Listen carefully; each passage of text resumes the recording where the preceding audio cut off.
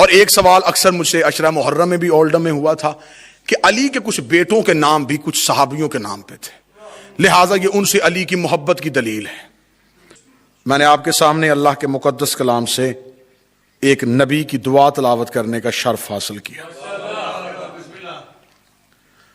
سلسلہ گفتگو کچھ یوں ہوگا کہ بالکل آپ میرے مزاج کو سمجھ گئے اور میں آپ کی طبیعتوں سے واقف ہو گیا۔ اب اجنبیت کا پردہ تو کوئی حائل ہے ہی نہیں، تو کوشش ہے کہ کوچہ ولایت میں جا کے کچھ دو چار معرفت کے راز آپ احباب کے سامنے کھولے جا سکیں۔ جس نبی نے دعا کی وہ نبی بھی کم نبی نہیں تھا، توحید سے گفتگو کرنے والا نبی تھا۔ اس نے چاہا کہ میرے بعد کوئی میرا جانشین ہو، تو اس نے خدا سے کہا رب اشرح لی صدری ویسر لی امری واحلل عقدۃ من لسانی۔ اس نے خدا سے دعا مانگی کہ میرے اللہ میرے سینے کو کھول دے۔ یہودیوں نے توریت میں کہیں نہیں لکھا کہ موسیٰ کے سینے کا آپریشن ہوا تھا۔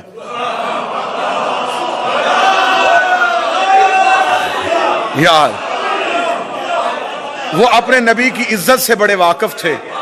سرکار انہوں نے کہا کہ یہ خدا سے کچھ معرفت طلب کر رہا تھا، اور خدا سے کہا واجعل لی، اور اپنے ہاتھ سے مجھے وزیر عطا کر، اور اس ہارون کو بنا دے جو میرے خاندان میں سے ہے۔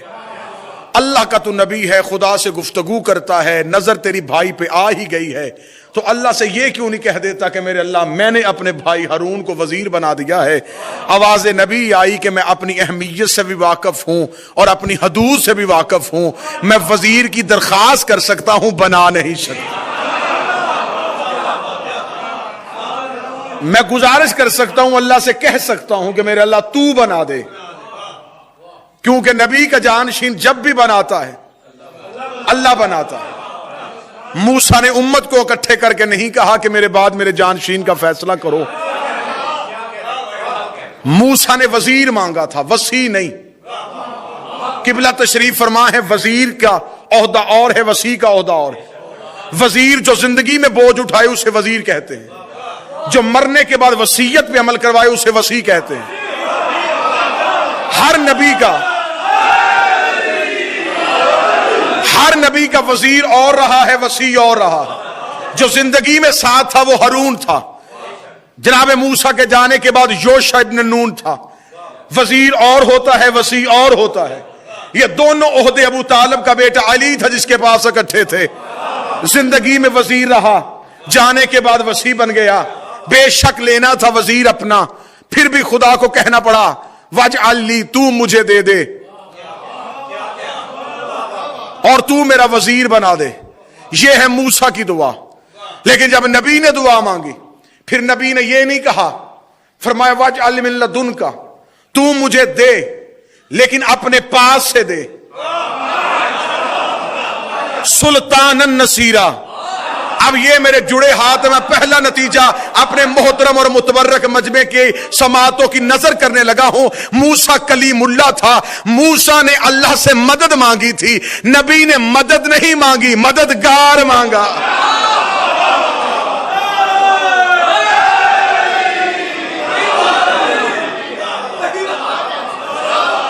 وہاں موسیٰ مدد مانگ رہا تھا سرکار، نبی نے مدد نہیں مانگی، نبی نے مددگار مانگا ہے۔ لو یا اللہ مدد کہنے والوں کے لیے سب سے بڑی دلیل،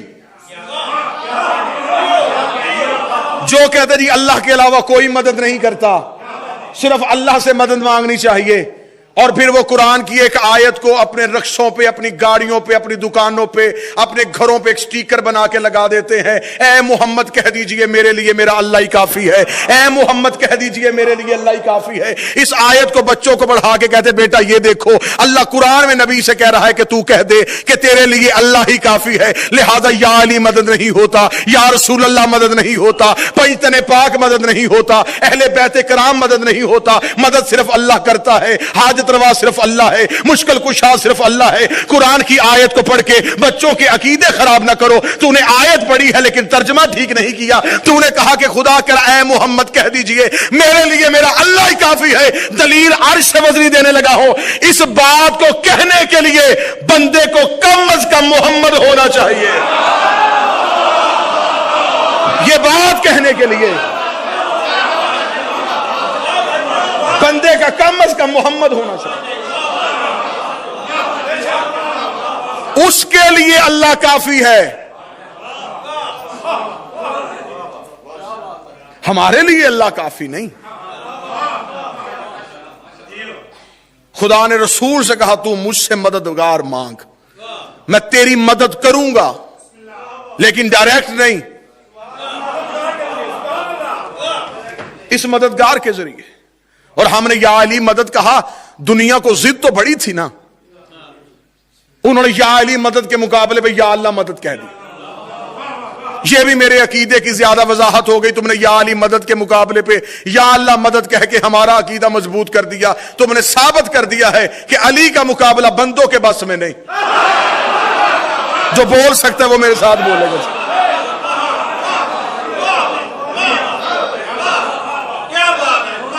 میرے ماتمی ایک لفظ کہتے ہوتے میں نوکر غازی تھا، مقابلے پہ نعرہ آ گیا میں نوکر صحابہ تھا۔ میں تو جب پاکستان میں تھا میں ہر مجلس میں کہتا تھا میرا جی چاہتا میں اپنی گاڑی کے پیچھے لکھواؤں میں نوکر صحابہ تھا، لیکن ساتھ نیچے یہ بھی لکھواؤں کہ صحابہ خود کس کے نوکر تھے۔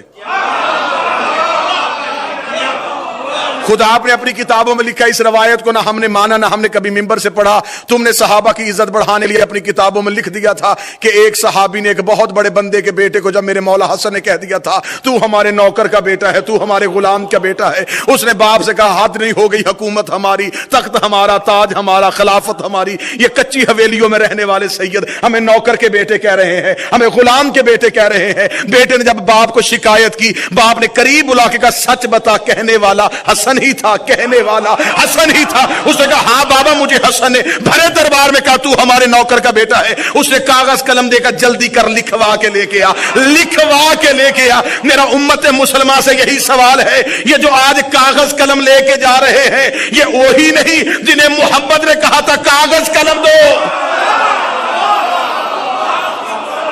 اور کہہ دیا تھا حسبنا کتابنا۔ اور کہا جاتا ہے کتابوں میں جی انہوں نے ایک رکا لکھ دیا تھا، ہماری کتابوں میں ایسا واقعہ نہیں ملتا۔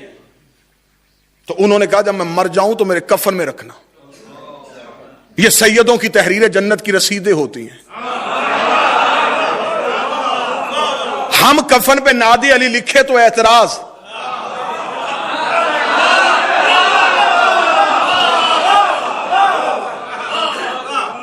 یہ کفن پہ نادی علی لکھنا بھی غلامی کی سند ہے، تحریر کو ساتھ لے جانا بھی غلامی کی سند۔ مدد اللہ سے، لیکن مددگار جو اللہ بھیج رہا ہے۔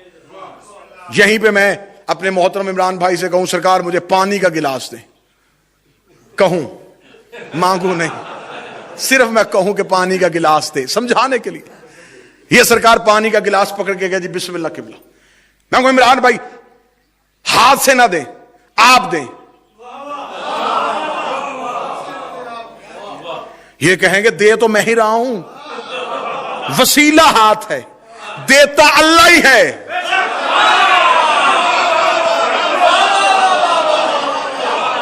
یا تو علی کے علاوہ اللہ کا کوئی ہاتھ دکھا۔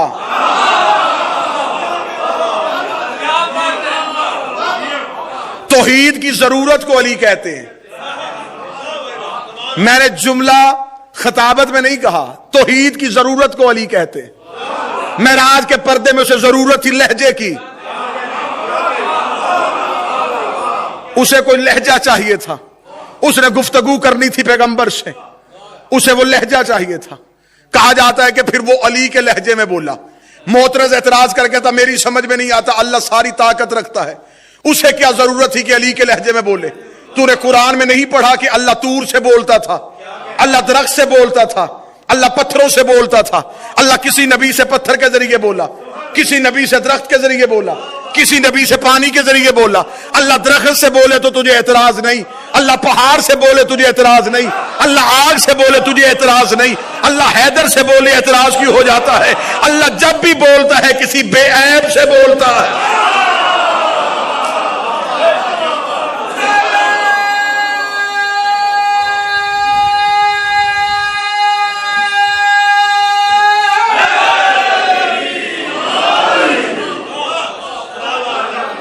حضرت موسیٰ کہہ رہے ہیں میرے اللہ مجھے ایک وزیر دے، اور وزیر وہ دے جو میرا بھائی ہارون ہے۔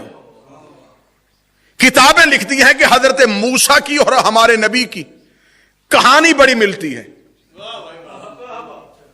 یہاں صرف میم ہی کی مطابقت نہیں، کہانی کی بھی بڑی مطابقت۔ حضرت موسیٰ کا بھی بیٹا کوئی نہیں تھا، ایک بیٹی تھی۔ موسیٰ کے جانشین بھی 12 تھے۔ بہت زیادہ مطابقت ہے جناب موسیٰ کی اور ہمارے پیغمبر کی۔ حضرت موسیٰ کا مقابلہ بھی وقت کے جادوگروں سے تھا۔ خدا نے عصا معجزہ دے کے بھیجا۔ خدا جس پیغمبر کو جس امت میں بھیجتا ہے اس کے مطابق معجزہ دے کے بھیجتا ہے۔ خدا کو خبر تھی کہ موسیٰ کا مقابلہ جادوگروں سے ہے، عصا کا معجزہ دے کے بھیجا۔ اس لیے موسیٰ ساری زندگی کام بھی عصا سے لیتے رہے۔ کتابیں لکھتی ہیں کہ یہی موسیٰ تھا جب فرعون کا لشکر پیچھے تھا، اور جناب موسیٰ آگے نکل گئے اور آگے دریا آ گیا، پیچھے فرعون کا لشکر تھا۔ امام اچھا ہو تو ناکام بھی کامیاب ہو جاتے ہیں۔ امام بنانے میں جلدی نہیں کرنی چاہیے، امام مرضی سے نہیں بنانا چاہیے، امام قرآن سے لینا چاہیے۔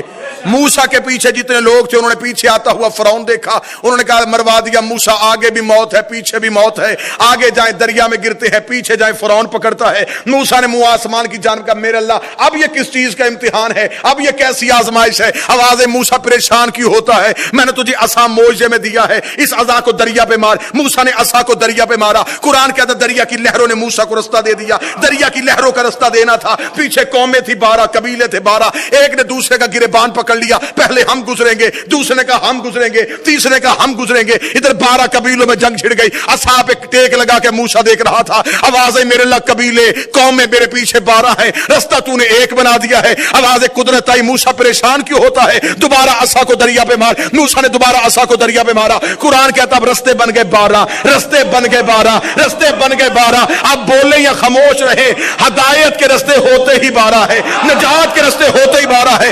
رستے نہ 3 ہوئے نہ 13 ہوئے، رستے 12 بن گئے، نہ 3 ہوئے نہ 13 ہوئے، ہدایت کے رستے 12 ہو گئے۔ 12 رستوں سے موسیٰ قوم لے کے پار گزر گیا۔ اب مولوی کے گریبان پہ ہاتھ رکھ کے میں پوچھنے کا حق رکھتا ہوں، اللہ نے ایک معصوم کو اتنی طاقت دی ہے کہ وہ ایک قوم 12 رستوں سے پار کروا دیتا ہے، 12 معصوموں میں اتنی طاقت نہیں کہ وہ ایک قوم کو پار کروا دے۔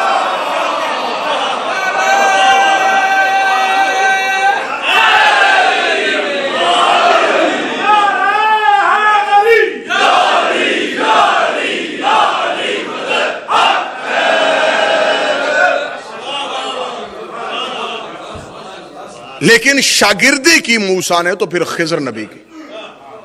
اب یہاں پہ آ کے میں موضوع کو ایک موڑ دینا چاہتا ہوں۔ موسیٰ کے پاس شریعت تھی، خضر کے پاس معرفت تھی۔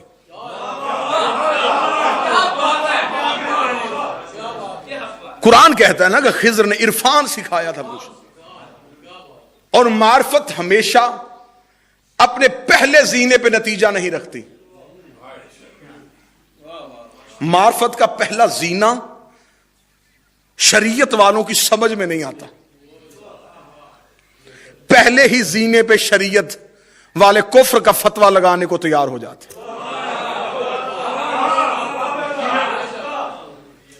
شریعت میں بھی عہدے ہیں بشر کے لیے اور معرفت میں بھی عہدے ہیں۔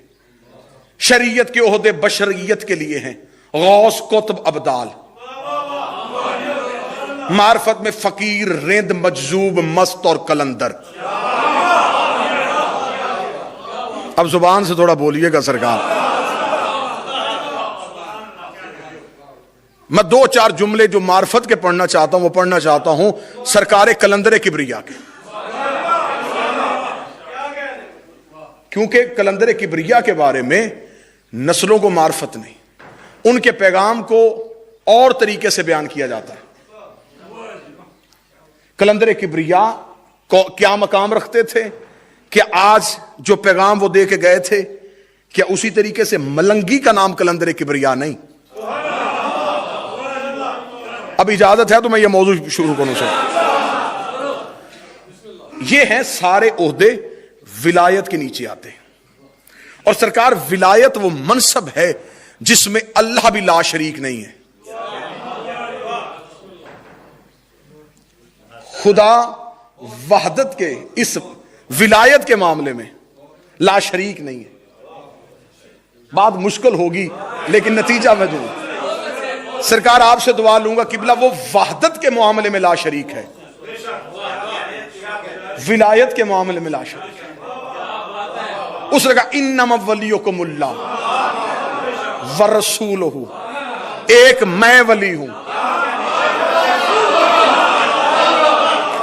ایک میرا رسول ولی ہے۔ تیسرے ولی کا نہ اللہ نے نام لیا، کیونکہ ان دونوں میں سے مشکل تھی وہ ولایت۔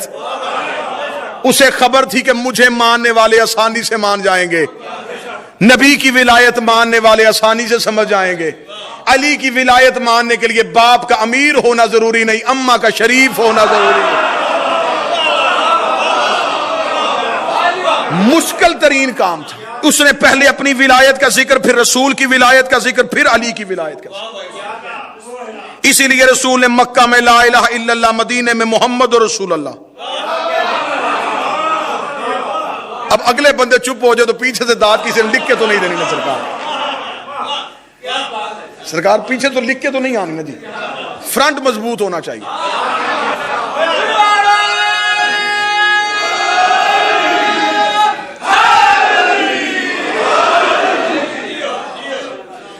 میرے اس ٹور کی بریڈ فورڈ میں، اس ٹور کی میں بار بار کہہ رہا ہوں، اس دورے کی آخری مجلس ہے۔ 2-4 روز میں انشاءاللہ پاکستان وطن واپس چلا جاؤں گا۔ آپ دعا بھی فرمائیں گے مولا حالات کو بہتر رکھے۔ لہذا میں چاہتا ہوں کہ جتنی محبتوں سے آپ نے پہلی مجلس میں نوازا، وہی محبتیں سمیٹ کے میں اس مجلس سے اور اللہ اس بزرگ کو جنہوں نے اس امام بارگاہ کی بنیاد میں اپنا حصہ ڈالا، میرا مالک انہیں جوار معصومین میں جگہ تھا، جن کی بدولت آج یہاں ذکر آل محمد ہو رہا ہے، اور ایک ایک حرف کا ثواب ہم ان کا نام لیں یا نہ لیں ان کے نامہ اعمال میں لکھا جا رہا ہے، کیونکہ جس کا ذکر سننے کے لیے آئے ہیں وہ توحید کا قرضہ بھی نہیں رکھتا۔ وہ حسین تو اللہ کا قرضہ بھی نہیں رکھتا، تو کسی مخلوق کا قرضہ کیسے رکھے؟ سرکار آپ اب اس نے ولایت کے معاملے میں اپنی لا شریکی کی حد ختم کر دی۔ اس نے کہا میں ہوں، میرا رسول ہے۔ تیسری ولایت اس نے پردے میں چھپا دی۔ اس نے کہا 2 بتا دیتا ہوں، 2 سے تمہیں تیسری ڈھونڈنی پڑے گی۔ ایک وہ ہے جو حالت رکوع میں زکات دیتا۔ اب یہ میرے بدے ہوئے ہاتھ ہیں، لفظوں پہ بولیے گا، خدا نے یہ نہیں کہا کہ وہ حالت رکوع میں خیرات دیتا ہے۔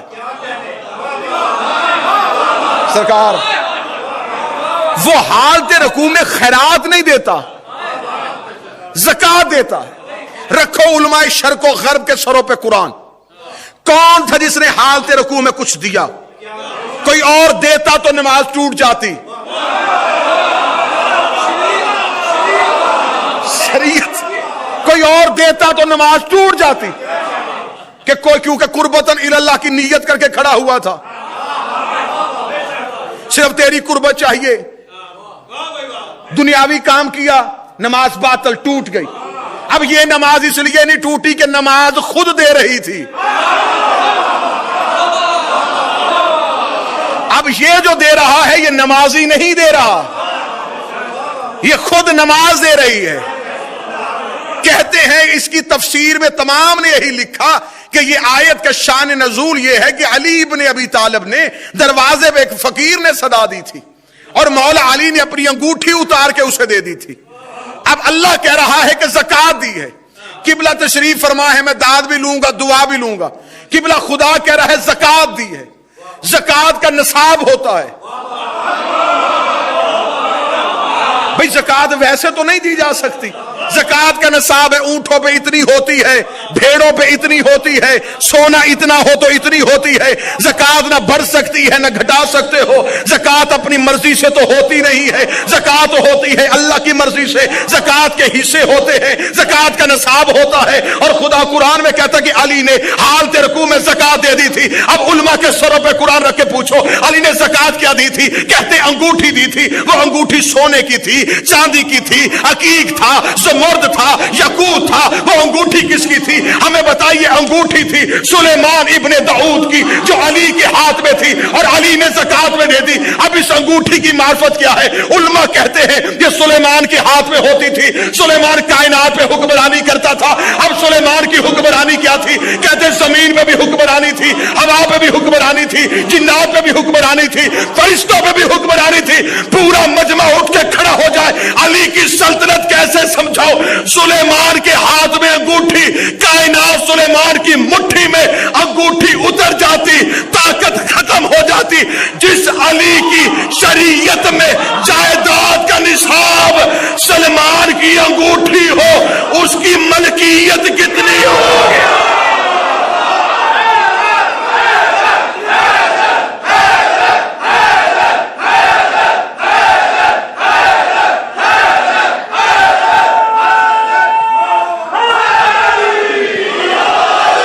سرکار بسم اللہ سرکار. جس علی کی ملکیت کا 10واں حصہ سلیمان کی انگوٹھی ہو,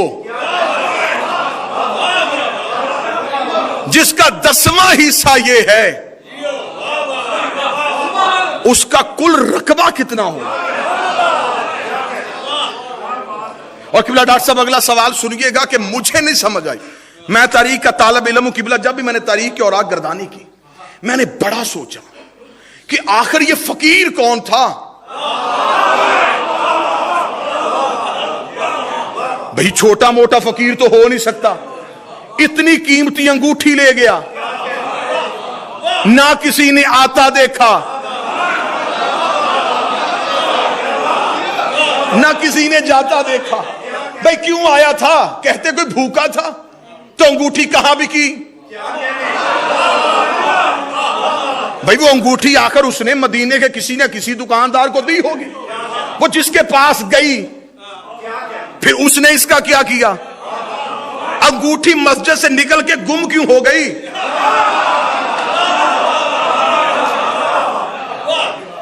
آخر یہ انگوٹھی کہاں گئی؟ سرکار سوال تو بنتا ہے نا جی کہ ایک عام سا فقیر آیا اور وہ اتنا عام فقیر تھا کہ اس کی آواز علی نے نماز میں سن لی.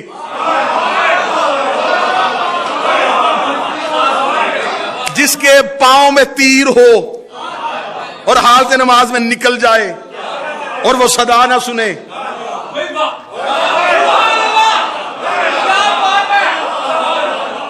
اس علی نے وہ صدا کیسے سن لی؟ آخر وہ فقیر کون تھا؟ اگر محنت سن کے بولنے کی عادی ہو تو منبر پہ اتنا بول دینا کہ مجھے پتا چل جائے کہ جو محنت تھی وہ قبول ہو گئی ہے. آخر یہ ہاتھ کون سا تھا؟ یہ مانگی کس نے تھی جو علی نے اس کے ہاتھ میں رکھ دی؟ پھر وہ انگوٹھی لے کے فقیر کہاں گیا؟ پھر وہ مدینے میں بکی تھی, یمن میں بکی تھی, شام میں بکی تھی. جب ہم نے عارفین کے قدموں پہ ہاتھ رکھے ہمیں بتایا جائے وہ انگوٹھی والا فقیر کون تھا. انہوں نے کہا مانگنے والا بھی علی تھا, دینے والا بھی علی.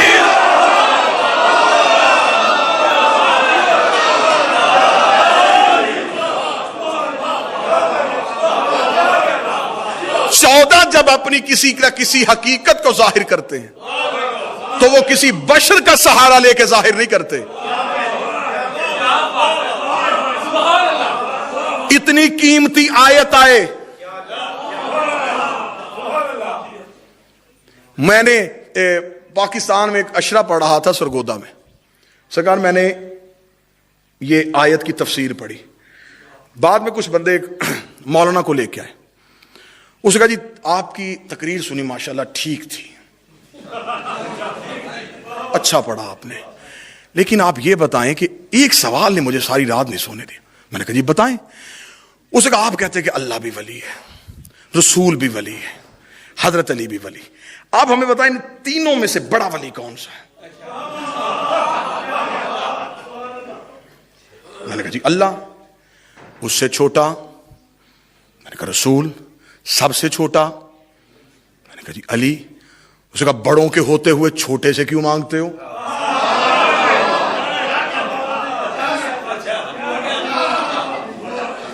مجھے سمجھ لگے، میں کہا مولوی سوال تیرا نہیں، تیرے اندر تیرا کوئی گرو گنگال بول رہا ہے، یہ بڑی محنت سے تیار کیا وہ سوال ہے کہ اللہ بھی ولی، رسول بھی ولی، ٹھیک ہے مانگو، لیکن جب بڑا موجود ہے چھوٹے سے کیوں مانگتے؟ میں نے کہا سرکار آپ کسی مسجد میں خطیب بھی ہیں؟ ہاں جی۔ نکاح خواہ بھی ہیں؟ ہاں۔ میں کہا نکاح کے فارم میں لکھا ہوتا ہے کہ لڑکی کے ولی سے اجازت۔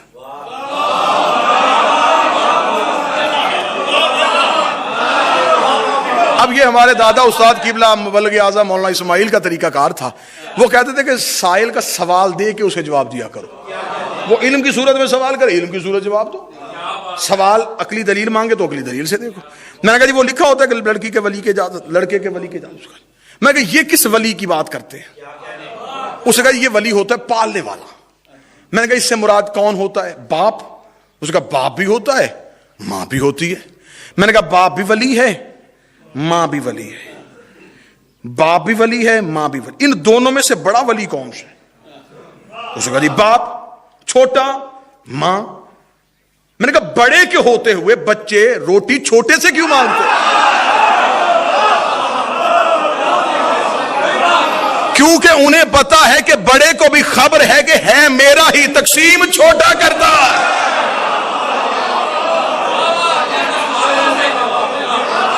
اللہ اور رسول نے اپنی مشترکہ ولایت کا حقدار بنا دیا ہے علی ابن ابی طالب۔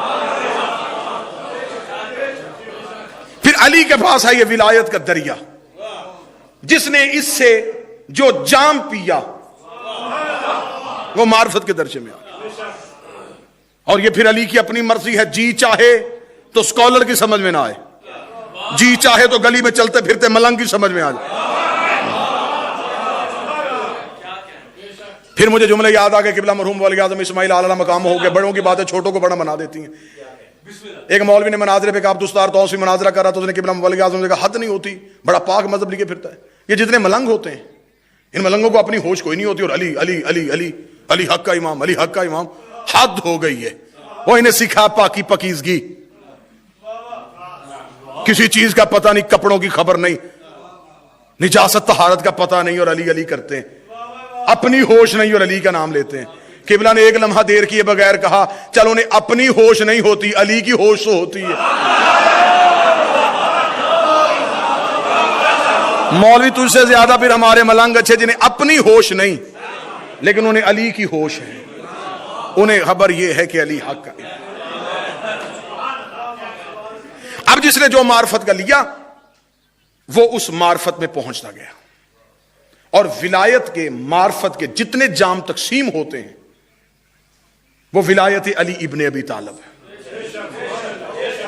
شریعت میں غوث قطب ابدال، معرفت میں فقیر رند مجذوب مست اور قلندر۔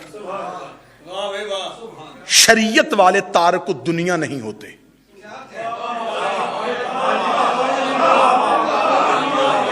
معرفت والے تارک الدنیا ہوتے ہیں۔ دنیا کا لغوی اور لفظی ترجمہ کیا ہے؟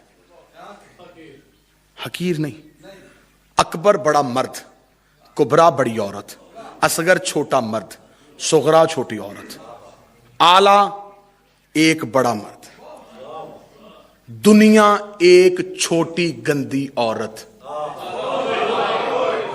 اب خبر ہوئی کہ علی نے 3 بار طلاق کیوں دی تھی؟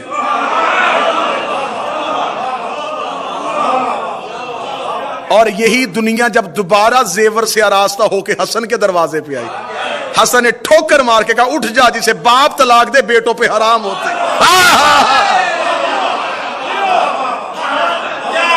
تجھے میرے باپ نے طلاق۔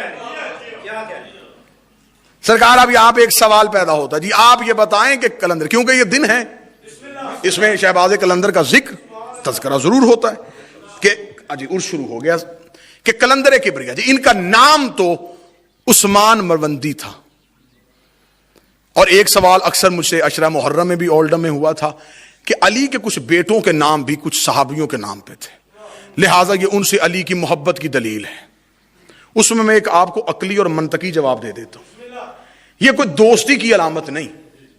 اگر آپ کہیں یہ دوستی کی علامت ہے اور علی نے دوستی کی وجہ سے اپنے بچوں کے نام ان کے ناموں پہ رکھ دیے تھے، پھر دوستی یک طرفہ نہیں ہوتی، دو طرفہ ہوتی ہے۔ ان میں سے کسی کے بیٹوں کا نام علی کیوں نہیں؟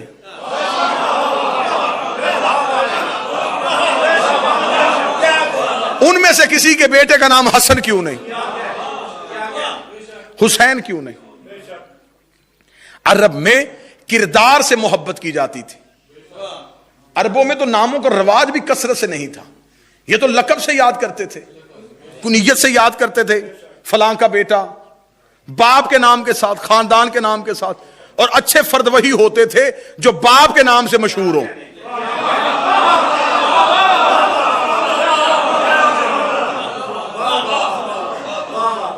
یہ نہ ہو کہ سائل اس مسئلہ پوچھنے آئے اور پردے کے پیچھے سے بیٹی بول اٹھے اور امام کا نام ختم ہو جائے، بیٹی کی نام سے مشہور ہو جائیں۔ اب جو بول سکتے جن کی تاریخ سے دلچسپی